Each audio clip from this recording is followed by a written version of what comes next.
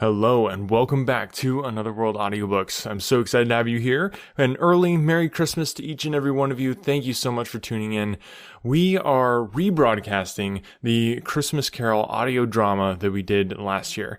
And if you didn't listen to it last year, you are in for an amazing treat if you're a new listener. If you have been around for a while and you're not an old listener, but an existing listener, you are going to love this. I've actually listened to this multiple times because when I was editing it, I listened to everything multiple times.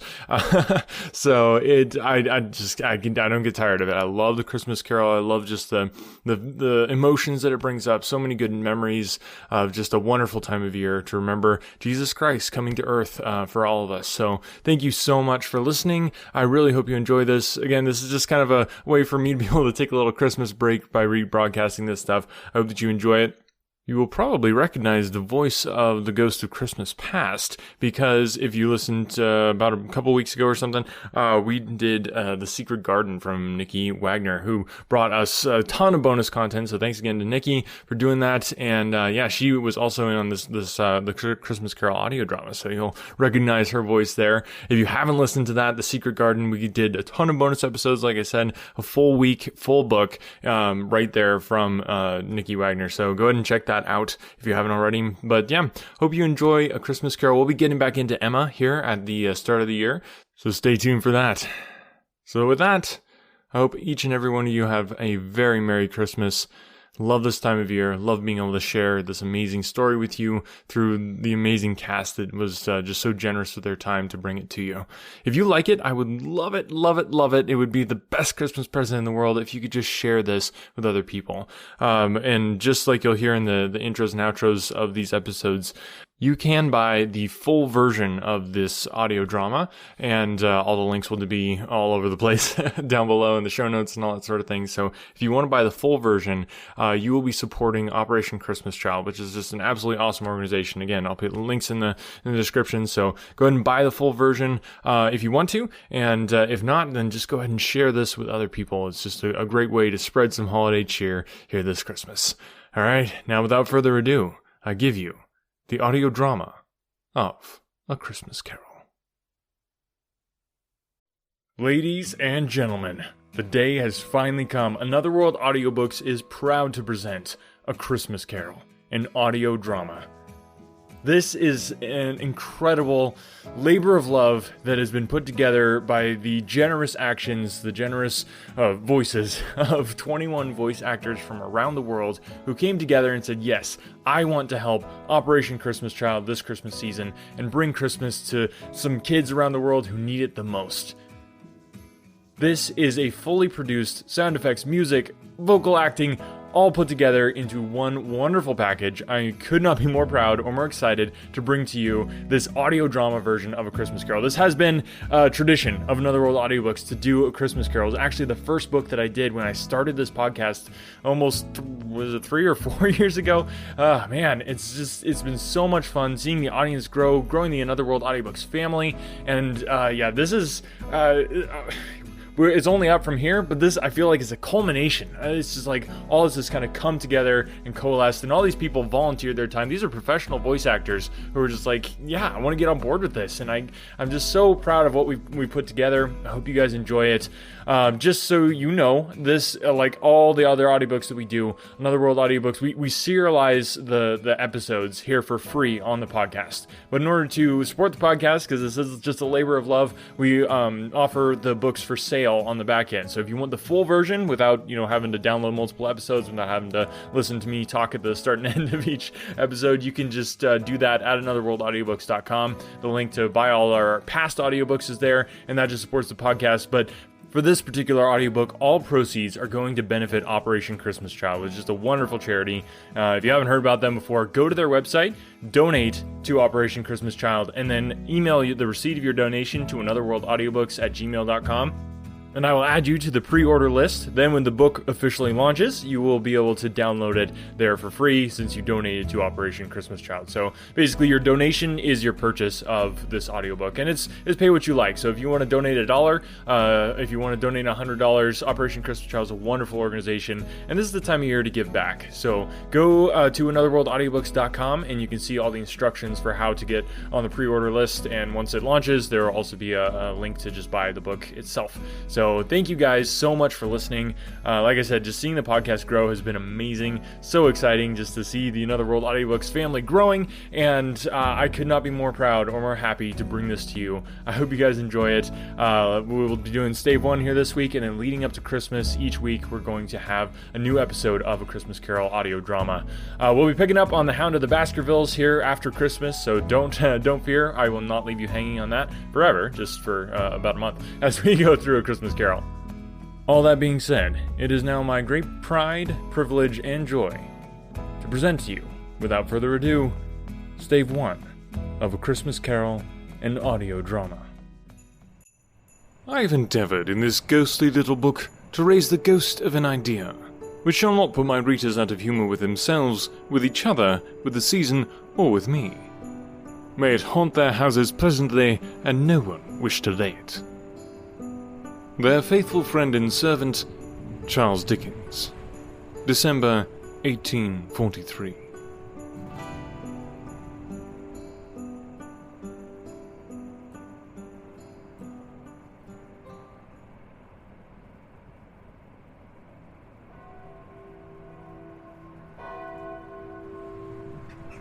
Marley was dead, to begin with. There is no doubt whatever about that. The register of his burial was signed by the clergyman, the clerk, the undertaker, and the chief mourner. Scrooge signed it, and Scrooge's name was good upon change for anything he chose to put his hand to. Old Marley was as dead as a doornail. Mind, I don't mean to say that I know, of my own knowledge, what there is particularly dead about a doornail. I might have been inclined myself to regard a coffin nail as the deadest piece of ironmongery in the trade, but the wisdom of our ancestors is in the simile, and my unhallowed hands shall not disturb it, or the country is done for.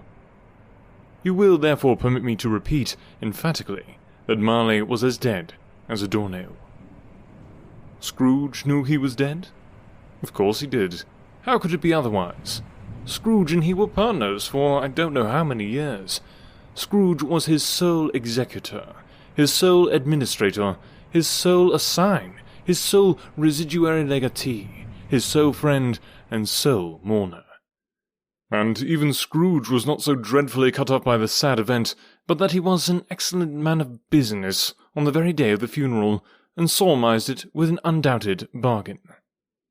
The mention of Marley's funeral brings me back to the point I started from.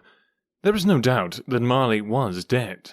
This must be distinctly understood, or nothing wonderful can come from the story I am going to relate. Scrooge never painted out old Marley's name. There it stood, years afterwards, above the warehouse door. Scrooge and Marley. The firm was known as Scrooge and Marley. Sometimes people new to the business called Scrooge Scrooge, and sometimes Marley, but he answered to both names. It was all the same to him. Oh, but he was a tight-fisted hand at the grindstone. Scrooge. A squeezing, wrenching, grasping, scraping, clutching, covetous old sinner. Hard and sharp as flint, from which no steel had ever struck out generous fire. Secret and self-contained, and solitary as an oyster. The cold within him froze his old features, nipped his pointed nose, shriveled his cheek, stiffened his gait, made his eyes red, his thin lips blue, and spoke out shrewdly in his grating voice. A frosty rime was on his head, and on his eyebrows, and his wiry chin. He carried his own low temperature always about with him. He iced his office in the dog days, and didn't thaw at 1 degree at Christmas. External heat and cold could have little influence on Scrooge. No warmth could warm, no wintry weather chill him. No wind that blew was bitterer than he. No falling snow was more intent upon its purpose, no pelting rain less open to entreaty. Foul weather didn't know where to have him. The heaviest rain, the snow and hail and sleet could boast of the advantage over him in only one respect. They often came down handsomely, and Scrooge never did. Nobody ever stopped him in the street to say, with gladsome looks, "My dear Scrooge, how are you? When will you come to see me?" No. No beggars implored him to bestow a trifle. No children asked him what it was o'clock. No man or woman ever once in all his life inquired the way to such and such a place of Scrooge. But what did Scrooge care? It was the very thing he liked, to edge his way along the crowded paths of life, warning all human sympathy to keep its distance. Once upon a time, of all the good days in the year, on Christmas Eve, old Scrooge sat busy in his counting-house. It was cold, bleak, biting weather, foggy withal, and he could hear the people in the court outside go wheezing up and down, beating their hands upon their breasts and stamping their feet upon the pavement stones to warm them. The city clocks had only just got to 3, but it was quite dark already, and it had not been light all day. The candles were flaring in the windows of the neighbouring offices like ruddy smears upon the palpable brown air. The fog came pouring in at every chink and keyhole, and was so dense without that, although the court was of the narrowest, the houses opposite were mere phantoms. To see the dingy cloud come dropping down, obscuring everything, one might have thought that nature lived hard by and was brewing on a large scale. The door of Scrooge's counting-house was open that he might keep his eye upon his clerk, who, in a dismal little cell beyond, a sort of tank, was copying letters. Scrooge had a very small fire, but the clerk's fire was so very much smaller that it looked like one coal.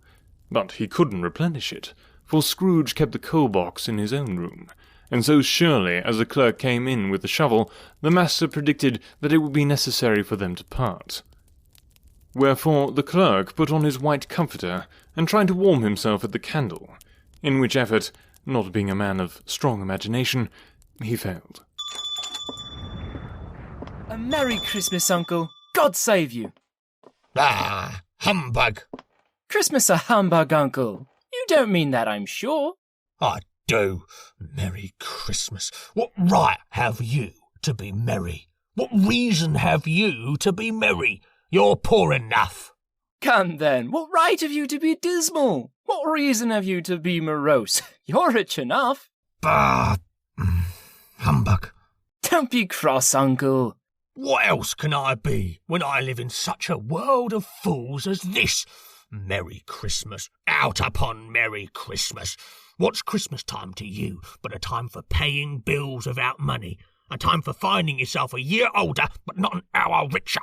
A time for balancing your books and having every item in them through a round dozen of months presented, dead against you? Oh, if I could work my will, every idiot who goes about with Merry Christmas on his lips should be boiled with his own pudding and buried with a stake of holly through his heart. He should. Uncle! Nephew, keep Christmas in your own way and let me keep it in mine. Keep it, but you don't keep it. Let me leave it alone then. Much good may it do you. Much good it has ever done you. There are many things from which I might have derived good, by which I have not profited, I dare say, Christmas among the rest. But I am sure I've always thought of Christmas time when it has come around, apart from the veneration due to its sacred name and origin, if anything belonging to it can be apart from that, as a good time. A kind, forgiving, charitable, pleasant time. The only time I know of in the long calendar of the year where men and women seem by one consent to open their shut-up hearts freely, and to think of people below them as if they really were fellow passengers to the grave, and not another race of creatures bound on other journeys. And therefore, Uncle, though it has never put a scrap of gold or silver in my pocket, I believe that it has done me good, and will do me good, and I say, God bless it. Let me hear another sound from you, and you'll keep your Christmas by losing your situation. You're quite a powerful speaker, sir. I wonder you don't go into Parliament. Don't be angry, Uncle. Come, dine with us tomorrow. Dine with you tomorrow? You'll be seeing me in hell first. But why? Why? Why did you get married? Well, because I fell in love. Because you fell in love. Good afternoon. Nay, Uncle. But you never came to see me before that happened. Why give it a reason for not coming now? Good afternoon. I want nothing from you. I ask nothing of you. Why cannot we be friends? Good afternoon. I am sorry with all my heart to find you so resolute. We have never had any quarrel to which I have been a party. But I have made the trial an homage to Christmas, and I'll keep my Christmas humour to the last. So a Merry Christmas, Uncle. Good afternoon. And a Happy New Year. Good afternoon. Merry Christmas indeed, the insolent little wretch. A Merry Christmas to you, Bob. How fares your family? And the same to you, my family as well. Thank you much. There's another fellow, my clerk, with 15 shillings a week and a wife and family, talking about a Merry Christmas. I'll retire to Bedlam. And a Merry Christmas to you, gentlemen. Please, come in. A mite warmer in here, I dare say. Good day. Do come in. Mr. Scrooge is right through that door, sirs. Why, thank you. Good day. Scrooge and Marley's, I believe. Please allow me to introduce my colleague, Mr. Walpole. A pleasure, sir. And myself, Mr. Poole. Have I the pleasure of addressing Mr. Scrooge or Mr. Marley? Mr. Marley has been dead these 7 years. He died 7 years ago this very night. Oh, my sincere condolences for your loss. We have no doubt his liberality is well represented by his surviving partner. Liberality. Not interested. At this festive season of the year, Mr. Scrooge, it is more than usually desirable that we should make some slight provision for the poor and destitute, who suffer greatly at the present time. Many thousands are in want of common necessaries. Hundreds of thousands are in want of common comforts, sir. Are there no prisons? Plenty of prisons. And the union workhouses? Are they still in operation? They are. Still, I wish I could say they were not. The treadmill and the poor law are in full vigour, then? Both very busy, sir. Oh! I was afraid, from what you said at first, that something had occurred to stop them in their useful course. I'm very glad to hear it. Under the impression that they scarcely furnish Christian cheer of mind or body to the multitude, a few of us are endeavouring to raise a fund to buy the poor some meat and drink and means of warmth. We chose this time because it is a time of all others when want is keenly felt, and abundance rejoices. What shall I put you down for? Nothing. You wish to be anonymous? I wish to be left alone. Since you ask me what I wish, gentlemen, that is my answer. I don't make merry myself at Christmas, and I can't afford to make idle people merry. I help to support the establishments I have mentioned. They cost enough, and those who are badly off must go there. Many can't go there, and many would rather die. If they would rather die, they had better do it, and decrease the surplus population. But, good sir, these people are human beings. It's enough for a man to understand his own business and not to interfere with other people's. Mine occupies me constantly. Good afternoon, gentlemen. And good afternoon to you, sir. A Merry Christmas to you. Out! Can't a man be left to his work? That's all I ask. To be left alone to do what needs done. Meanwhile, the fog and darkness thickened so that people ran about with flaring links, proffering their services to go before horses and carriages and conduct them on their way. The ancient tower of a church, whose gruff old bell was always peeping slyly down at Scrooge out of a Gothic window in the wall, became invisible and struck the hours and quarters in the clouds, with tremulous vibrations afterwards, as if its teeth were chattering in its frozen head up there. The cold became intense. In the main street at the corner of the court, some labourers were repairing the gas pipes, and had lighted a great fire in the brazier, round which a party of ragged men and boys were gathered, warming their hands and winking their eyes before the blaze in rapture.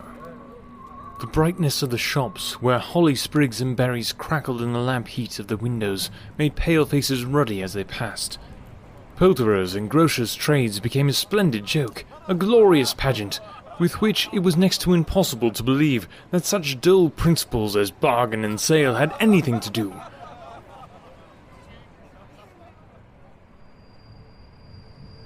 Foggier yet, and colder, piercing, searching, biting cold. It stung the eyes and nipped at the nose. The owner of one scant young nose, gnawed and mumbled by the hungry coal as bones are gnawed by dogs, stooped down at Scrooge's keyhole to regale him with a Christmas carol.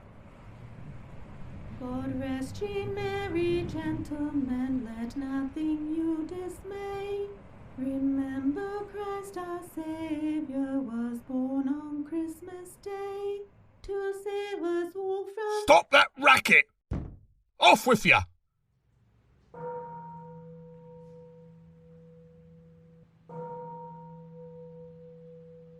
The day ends too soon.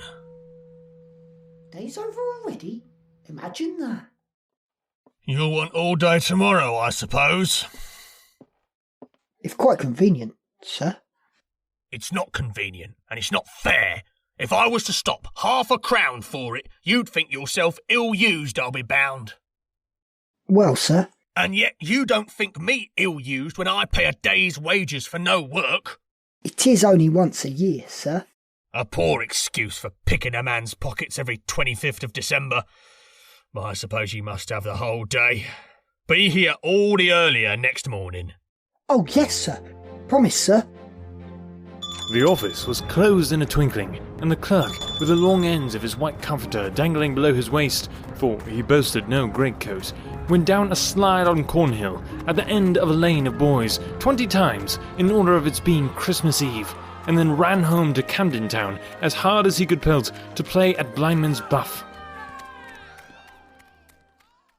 Scrooge took his melancholy dinner in his usual melancholy tavern, and having read all the newspapers and beguiled the rest of the evening with his banker's book, went home to bed. He lived in chambers which had once belonged to his deceased partner. They were a gloomy suite of rooms and a lowering pile of buildings up a yard, where it had so little business to be that one could scarcely help fancying it must have run there when it was a young house playing at hide-and-seek with other houses, and forgotten the way out again. It was old enough now, and dreary enough, for nobody lived in it but Scrooge, the other rooms being all let out as offices. The yard was so dark that even Scrooge, who knew its every stone, was fain to grope with his hands. The fog and frost so hung about the black old gateway of the house that it seemed as if the genius of the weather sat in mournful meditation on the threshold. Now, it is a fact that there was nothing at all particular about the knocker on the door, except that it was very large. It is also a fact that Scrooge had seen it night and morning during his whole residence in that place. Also, that Scrooge had as little of what is called fancy about him as any man in the City of London, even including, which is a bold word, the corporation, aldermen, and livery. Let it also be borne in mind that Scrooge had not bestowed one thought on Marley since his last mention of his 7 years dead partner that afternoon. And then, let any man explain to me, if he can, how it happened that Scrooge, having his key in the lock of the door, saw in the knocker, without its undergoing any intermediate process of change, not a knocker, but Marley's face. Marley's face. It was not an impenetrable shadow, as the other objects in the yard were, but had a dismal light about it, like a bad lobster in a dark cellar. It was not angry or ferocious, but looked at Scrooge as Marley used to look, with ghostly spectacles turned up on its ghostly forehead. The hair was curiously stirred, as if by breath or hot air, and though the eyes were wide open, they were perfectly motionless. That, and its livid colour, made it horrible. But its horror seemed to be in spite of the face and beyond its control, rather than a part or its own expression. As Scrooge looked fixedly at this phenomenon, it was a knocker again. Humbug. To say that he was not startled, or that his blood was not conscious of a terrible sensation to which it had been a stranger from infancy, would be untrue. But he put his hand upon the key he had relinquished, turned it sturdily, walked in, and lighted his candle. He did pause, with a moment's irresolution, before he shut the door, and he did look cautiously behind it first, as if he half expected to be terrified with the sight of Marley's pigtail sticking out into the hall. But there was nothing on the back of the door, except the screws and nuts that held the knocker on. Nothing. Oh, of course there's nothing. The sound resounded through the house like thunder. Every room above, and every cask in the wine merchant's cellar below, appeared to have a separate peal of echoes of its own. Scrooge was not a man to be frightened by echoes. He fastened the door, and walked across the hall and up the stairs, slowly too, trimming his candle as he went. Up Scrooge went, not caring a button for the darkness. Darkness is cheap, and Scrooge liked it, but before he shut his heavy door, he walked through his rooms to see that all was right. He had just enough recollection of the face to desire to do that. Sitting room, bedroom, lumber room, all as they should be. Nobody under the table, nobody under the sofa. A small fire in the grate, spoon and basin ready, and the little saucepan of gruel. Scrooge had a cold in his head upon the hob. Nobody under the bed, nobody in the closet, nobody in his dressing gown, which was hanging up in a suspicious attitude against the wall. Lumber room as usual, old fire guards, old shoes, 2 fish baskets, washing stand on 3 legs, and a poker. Quite satisfied, he closed his door and locked himself in. Double-locked himself in, which was not his custom.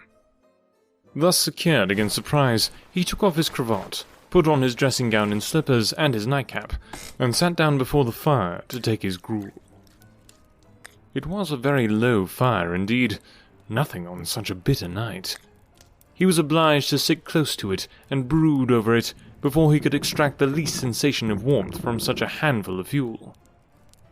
The fireplace was an old one, built by some Dutch merchant long ago, and paved all round with quaint Dutch tiles designed to illustrate the scriptures. There were Cains and Abels, Pharaoh's daughters, queens of Sheba, angelic messengers descending through the air on clouds like feather beds, Abrahams, Belshazzars, apostles putting off to sea in butterboats, hundreds of figures to attract his thoughts, and yet that face of Marley, 7 years dead, came like an ancient prophet's rod and swallowed up the whole. If each smooth tile had been blank at first, with power to shape some picture on its surface from the disjointed fragments of his thoughts, there would have been a copy of old Marley's head on every one. Humbug. After several turns of anxious pacing around the room, Scrooge sat down again. As he threw his head back in the chair, his glance happened to rest upon a bell, a disused bell that hung in the room and communicated for some purpose now forgotten with a chamber in the highest story of the building. It was with great astonishment, and with a strange, inexplicable dread, that, as he looked, he saw this bell began to swing. It swung so softly in the outset that it scarcely made a sound, but soon it rang out loudly, and so did every bell in the house.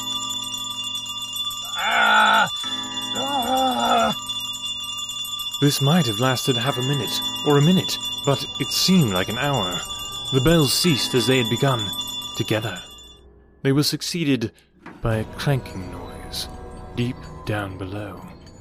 as if some person were dragging a heavy chain over the casks in the wine merchant's cellar.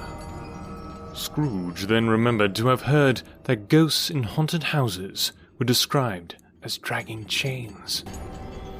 The cellar door flew open with a booming sound, and then he heard the noise much louder on the floors below, then coming up the stairs, then coming straight towards his door. It's humbug still. I won't believe it. His colour changed, though, when, without a pause, a ghostly apparition came on through the heavy door and passed into the room before his eyes.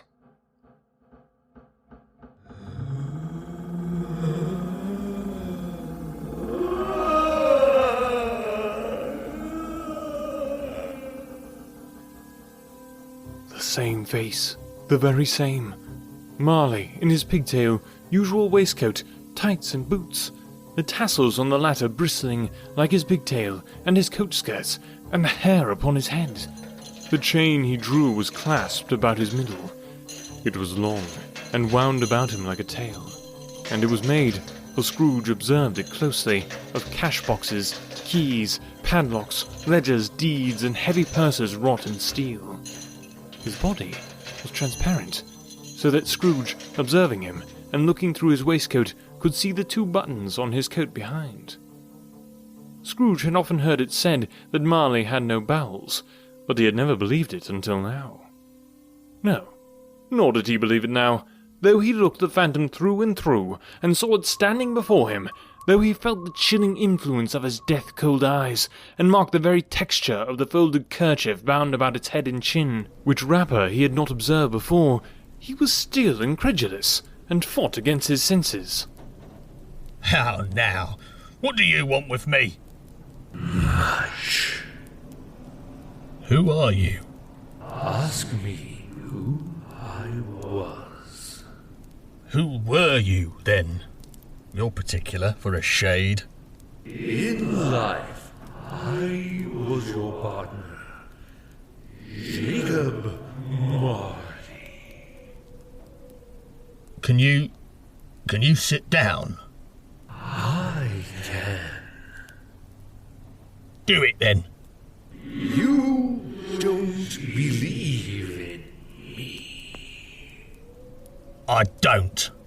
What evidence would you have of my reality beyond that of your senses? I don't know. Why do you doubt your senses? Because a little thing affects them. A slight disorder of the stomach makes them cheats. You may be an undigested bit of beef, a blot of mustard, a crumb of cheese, a fragment of an underdone potato. There's more of gravy than of grave about you, whatever you are. Scrooge was not much in the habit of cracking jokes, nor did he feel, in his heart, by any means waggish then. The truth is that he tried to be smart, as a means of distracting his own attention, and keeping down his terror, for the spectre's voice disturbed the very marrow in his bones. To sit, staring at those fixed, glazed eyes, in silence for a moment, would play, Scrooge felt, the very deuce with him. There was something very awful, too, in the spectre's being provided with an infernal atmosphere of its own. Scrooge could not feel it himself, but it was clearly the case. For though the ghost sat perfectly motionless, its hair, its skirts and tassels were still agitated as by the hot vapour from an oven. You see this toothpick? I do. You were not looking at it. But I see it, notwithstanding. Well, I have but to swallow this and be for the rest of my days persecuted by a legion of goblins, all of my own creation. Humbug, I tell you, humbug.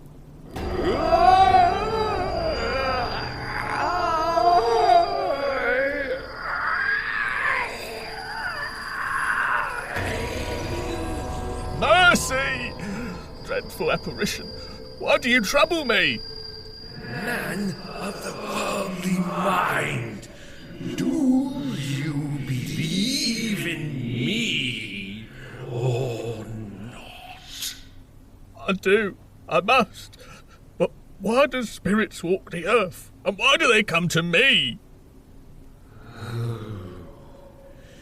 It is required of every man that the spirit within him should walk abroad among his fellow men, and travel far and wide. And if that spirit does not go forth in life, it is condemned to do so after death. It is doomed to wander through the world. Oh, woe is me! And witness what it cannot share, but might have shared on earth, and turned to happiness.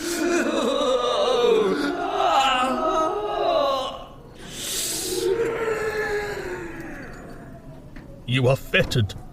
Tell me why.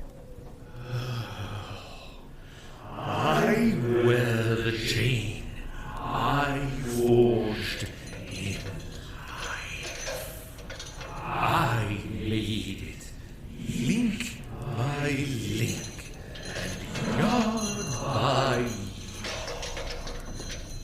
I girded it on of my own free will, and of my own free will I wore it.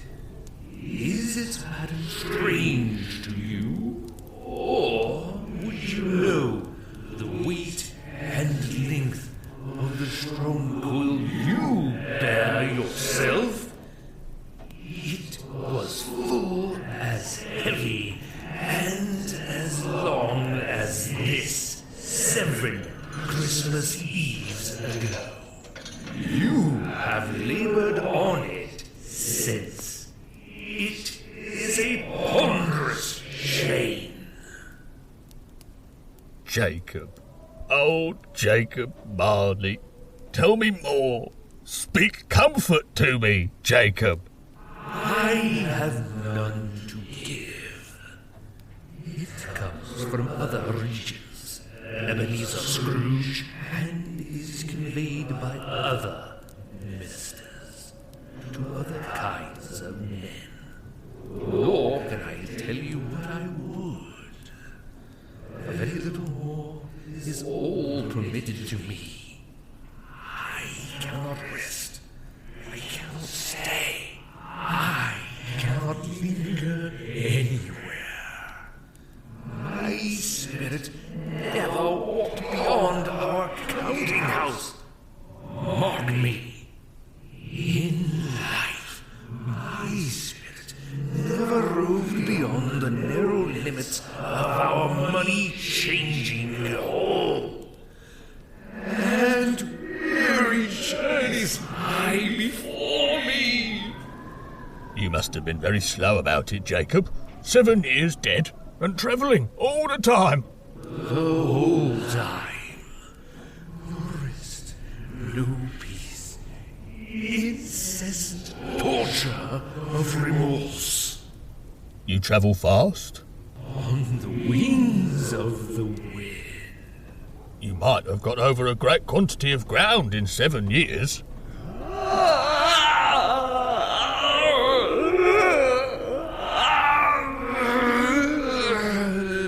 Oh, captive, bound, and double-ironed, not to know that ages of incessant labour by immortal creatures, for this earth must pass into eternity before the good of which it is susceptible is all developed.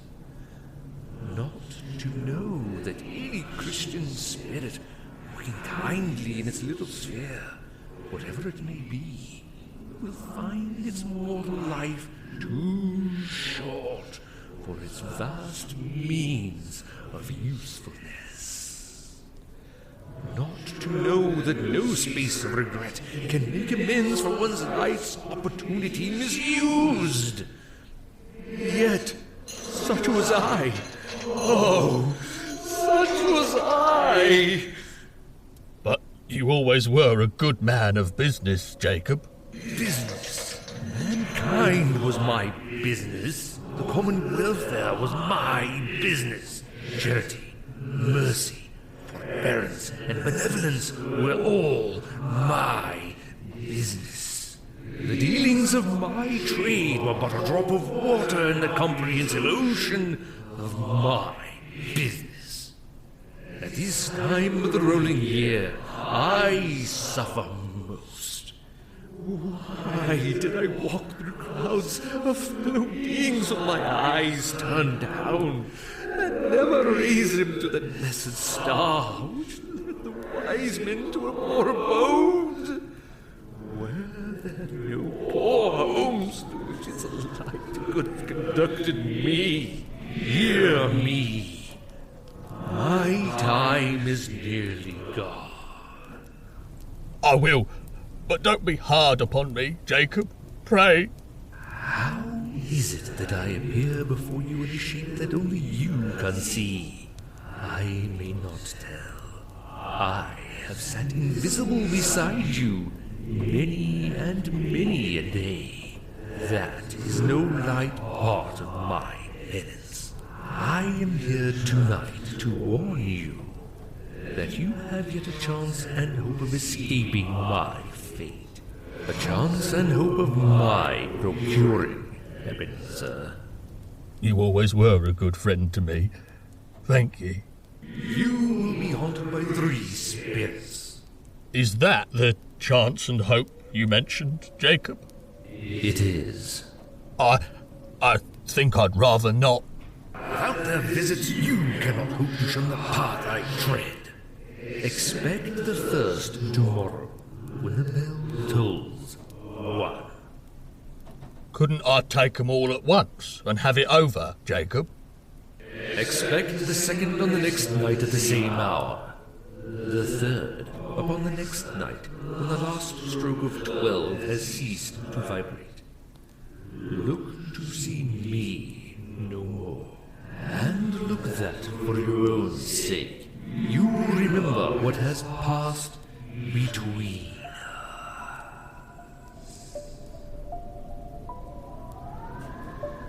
Scrooge ventured to raise his eyes again, and found his supernatural visitor confronting him in an erect attitude, with its chains wound over and about its arm.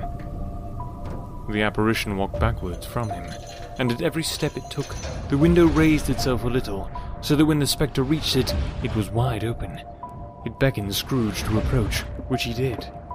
When they were within 2 paces of each other, Marley's ghost held up its hand, warning him to come no nearer. Scrooge stopped. Not so much in obedience, as in surprise and fear. For on the raising of the hand, he became sensible of confused noises in the air, incoherent sounds of lamentation and regret, wailings inexpressibly sorrowful and self-accusatory. The spectre, after listening for a moment, joined in the mournful dirge, and floated out upon the bleak, dark night. Scrooge followed to the window, desperate in his curiosity. He looked out. The air was filled with phantoms, wandering hither and thither in restless haste, and moaning as they went. Every one of them wore chains like Marley's ghost. Some few, they might be guilty governments, were linked together. None were free. Many had been personally known to Scrooge in their lives. He had been quite familiar with one old ghost in a white waistcoat, with a monstrous iron safe attached to its ankle, who cried piteously at being unable to assist a wretched woman with an infant, whom it saw below upon the doorstep. The misery with them all was, clearly, that they sought to interfere for good in human matters, and had lost the power forever. Whether these creatures faded into mist, or mist enshrouded them, he could not tell, but they and their spirit voices faded together, and the night became as it had been when he walked home.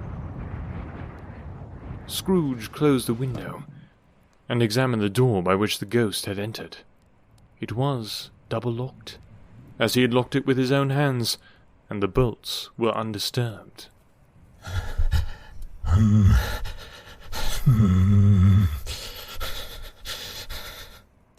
Scrooge, being from the emotion he had undergone, or the fatigues of the day, or his glimpses of the invisible world, or the dull conversation of the ghost, or the lateness of the hour, much in need of repose, went straight to bed, without undressing, and fell asleep upon the instant.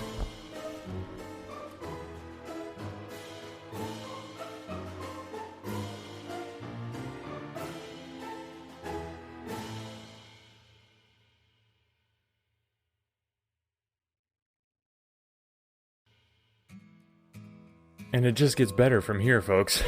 This is Stave 1. Next week, we're going to be jumping into Stave 2. In the between there, during the weekdays, I'm going to be hopefully publishing some more cast interviews. So stay tuned for those. Hope I'm not crowding up your podcast queue too much. But it's just so many awesome people, as you can tell from listening. These are just some amazing people. And wait till we get into the ghosts people. Oh my goodness, it's so good, so good, so good. If you're enjoying this, I would love to hear from you. Please get in touch with me. All the social media links are down in the show notes. You can get in touch with me there, or always at anotherworldaudiobooks@gmail.com. I would love to talk to you, love to hear what you think.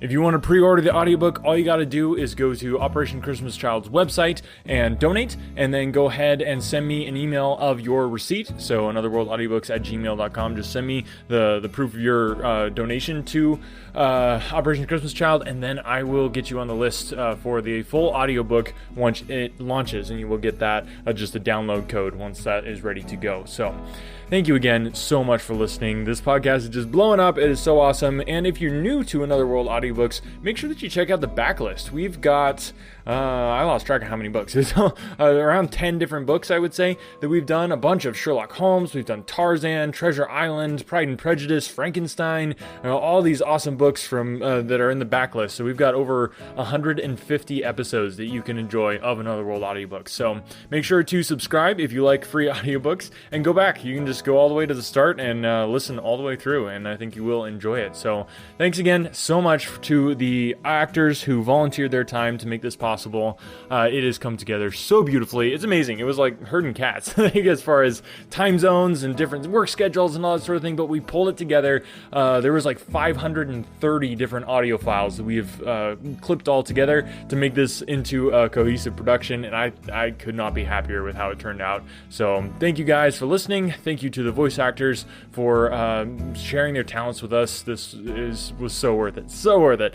All right, we will catch you here during the next week with some more cast interviews, hopefully. And if not, then we will see you next Sunday for Stave 2 of A Christmas Carol. Oh, and don't forget to share the podcast with people that you know who would enjoy a free audiobook. And not only that, share it with people who you know who just need some Christmas cheer in their life, because this story, I don't know of a better way to spread some Christmas cheer than with this, and also with supporting a wonderful organization like Operation Christmas Child. Thanks so much for listening today, guys. Talk to you next time.